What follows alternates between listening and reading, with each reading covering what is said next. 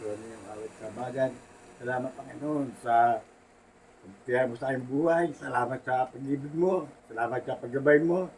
Salamat sa mga provision ako sa nakatagpo mo. Alam po na hindi mo kami kabayaan. Hindi sa gitna ng mga programa dumadakyan mga buhay. Salamat dahil sa ikaw aming Diyos na aming tigitiwalaan. Pagpalayan po nawa ang lakad po namin ito. Ingatan po nawa kami. At ikaw po ang patuloy na aming tigitiwalaan na ating kami pinamapayapa at aming lugar na papuntahan. Ilayon po nawa kami sa anumang mga taong din maganda ang mga iniisip o masama. Pakituan ni Diyos na siya mag-guide sa amin. Pagpalain po ang si Jason na magmamaneho ng yan po, pati sa sakyan, ingatan po ang makarating po sa lugar na pupuntahan hanggang sa makabalik po. Winning Uber na ang sasakyan, tulog po nawa magbabay sa driver nito. Salamat Panginoon sa pagkakatiwala po lahat. Maging sa mga pamilya ko na may iwan sa lugar na ito, pagpapalain po nawa sila.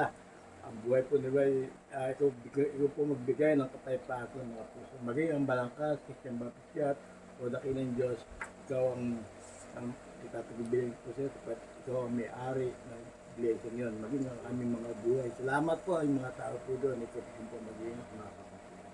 So, nagkakatiwala po ang lahat.